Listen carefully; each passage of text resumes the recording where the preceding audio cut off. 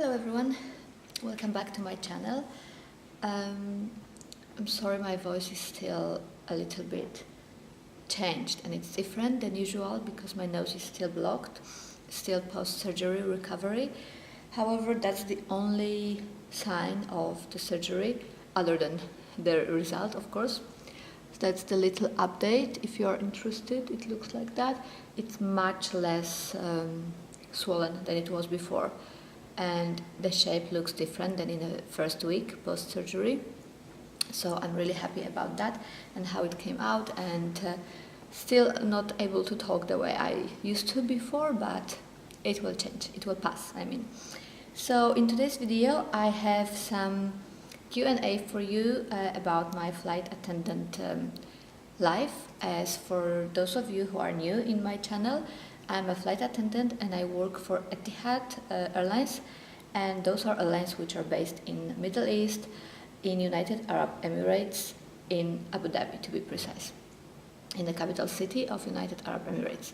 So being a flight attendant in Middle East is a very interesting, it's a lifestyle, it's not only a job, and it's from what I know, watching YouTube channels of other crew or talking to other people, it's a bit different than it is in other airlines.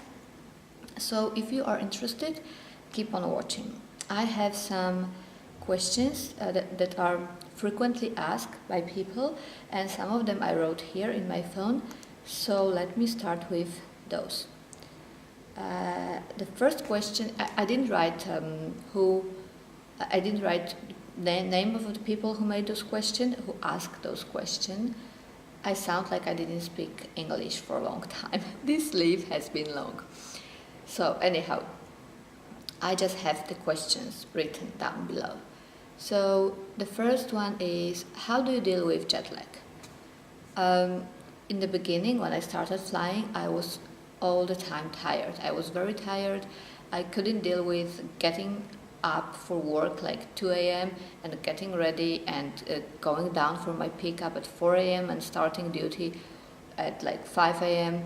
It was a struggle, especially if you cannot balance your sleep pattern correctly and you are busy throughout the day, and then you have to stay up all night, and then you go through long flight, and then you arrive outstation where is a completely different time zone and you can't sleep. Once I had a story when I went to Melbourne in Australia, and I was so extremely tired. The flight was like 13 hours, and regardless my tiredness, I was not able to sleep. I woke up like at 4 a.m. in the morning, and I was literally so tired I wanted to cry. But that was in the beginning of my career, and now I deal with this so much better. Especially when there are ultra long haul flights, we get a legal rest during the flight. We have a crew rest compartment, and it's possible to check in a system before the flight which rest every crew is assigned to, whether it's a first rest or second rest, and so you can plan your rest accordingly. So I managed to plan my rest to sleep during the day when I have a night flight and otherwise, so I do not suffer that much. And when I go outstation, and when I have like some very long flights, I would say ultra long haul flights, I sleep like 2-3 hours after I land, and then I go and do my stuff. I go out to the city and I do the trip or all the good and fun stuff. But I always have some sleep before I go, no matter what the time is outstation. Because few times I did that, like I went out with the crew straight away after landing, like just changing and go, but that's really, really tiring. So this is like a part of our responsibility to take care of ourselves and not to get sick when you are tired. So I'm trying to assign myself enough time to rest so I can enjoy this work longer, because some people quit just because they are too tired to do this any longer. So I managed to balance everything, which works well enough for me now. Another question is, do you have to wear makeup every day? Yes, I have to wear makeup every day for work. However, during layovers or like my days off, I do not wear makeup every day. Maybe if I have to go to some event or when I go out with my friends or my boyfriend, then yes. But on a regular daily basis, I'm trying not to, because I wear makeup very long hours at work. I like ultra long haul flights, like 16 hours, plus time before and after duty, so that's a really, really long time of wearing makeup. So I'm allowing my skin to rest off duty. And we also have a certain guidelines. We have like a whole style and image department in Etihad, and there are the whole guidelines, what kind of makeup you can wear, how you have to wear it, the colors, everything is specified. The hairstyle, like as far as I know, other airline crew are allowed to wear a ponytail, a hair loose, or whatever. We have a very specified, strict guidelines of how the makeup and hair are supposed to look. So if you are interested in that, I can make a separate video about that, because that's too much to talk about in this particular video. Another question is, how long do you stay outstation? So that depends on the flight, and that depends on the destination that we go to. Some layovers are quite short, and the shortest I've ever done is London, which recently has changed into 18 hours. So my last rosters are like 2 Londons back to back. One is 18 hours, another is 36 hours. So the shortest is 18 I've ever done, because before that London was 24. But we also have like 24 hours, 36 hours in other stations, 56 hours, even 72, as far as I know, is 72 in Toronto, although I haven't done that one yet, but I will request for that flight. Do you have to pay for the hotel outstation? No, I'm not sure about other airlines, but Middle Eastern Airlines, Etihad and Emirates, they have different policy. Everything is covered for the crew. Our accommodation in the place where we live, like my base is Abu Dhabi, where I live, accommodation and all the bills and expenses and all the hotels outstation, everything is covered by the company, so I don't have to pay for anything outstation other than food, for which we get allowance as well. How did you become a cabin crew? Oh, that's a quite long topic, so I'll try to answer this short. I was not searching for this job, that was not my plan. It just came out this way. At the time when I was searching for the job, I was living in Greece, and just I came across the job advert, and I thought, yeah, cool, why not? Because living in Greece, I was not able to find a job that I wanted, like salary-wise, because I don't speak fluent Greek. So I was searching for something which where English is just enough. And then I came across Etihad, and I didn't know what Etihad was at the time, and then I found out, that I was very excited. And at the time I just didn't know it's in Abu Dhabi. I thought that the base is in Athens, but by the time I found out everything, I was already so excited about the job that I was willing to move to Middle East. The next question is, did you ever have to use your medical training? In Etihad we have like, I believe, 6 or 7 weeks of training, which is like safety training, service training, and medical training.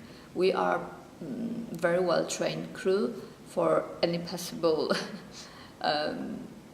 event, like medical wise, safety wise. We have a very detailed and professional training, and that includes medical training. And luckily for me, I was not involved in any major medical event or medical emergency, other than distributing some medicines to people who already knew what they suffer for, or distributing oxygen. Like people who needed oxygen, I was assisting them with the bottle of oxygen. So that was it, and I was happy I could help them, and that my training was useful and my knowledge came in handy. How do you know what your next flight is going to be. So we get a roster every month. Every month we are assigned to duty for the whole month. That roster includes duty, like flights, days off, as well as standbys if you are assigned to any standbys, or rest day, or like airport standby or home standby. So everything is planned by the 22nd of the following of the previous month. So for example, this month I'm still on my leave until 5th. I'm not sure when I will publish this video, when I will post it, but I'm on my leave until 5th, and my roster is already out, and I have, I think, let me take a look what I have this month, so I can tell you. After I come back, I go to Bombay. I do quick turnaround to Bombay, then I go to London Heathrow, then I have some training, then I go to London again, then I go to Paris, and then I have Sydney, and then Munich. So that's it for April. Next question is, what is your favorite layover? So that depends on what I want to do. I bid for Bangkok to do like manicure, pedicure, and like to buy some food and sightseeing. I like Bangkok for that purpose, like massage. Lots of crew are bidding for Bangkok for the massage. I bid for Munich for grocery shopping. This is my favorite place to go for grocery shopping, as I don't really like the food in Abu Dhabi, so I like to bring food from outstation sometimes, especially that certain things you cannot get in Abu Dhabi. So Munich is my supermarket layover. Then I like Chengdu. I really love Chengdu because there is a really nice hotel there. I really like it, like quite luxurious. I also like Rome because we stay in a very convenient area where we have like very fast and close access to the very main center, like next to Colosseum. I also like Seoul, Incheon in Korea, for cosmetics, of course, as you know, because I'm a big fan of Korean skincare, so that's the layover where I can get my cosmetics from. What else do I like? Of course, places like Maldives and more exotic places. But recently I bid for Bangkok and Munich most often. Last time I forgot to bid for Maldives. I think I will do it next month. So, what was you doing before you became a flight attendant? That's the next question. Before that, I was working I graduated from university, Warsaw University. I have a master's degree, and then I was working for a few years in a bank, in a headquarters in a mortgage department. Later, I had my own translating agency for 1 year. I was not a translator, but I was hiring people to do that job. And then I moved to Greece, and then I found this job. So that's in a very, very short story, like long story short. So I think that was the last question for now. I'll try to do more question and answer videos. If you have any more questions, please let me know in my Instagram or in my YouTube channel, and I will try to make more videos like this if you are interested in how it's like to be a flight attendant topic. And thanks so much for watching, and please subscribe to my channel. I will never ever learn how to pronounce this word correctly. Anyway, thanks so much for watching. Bye.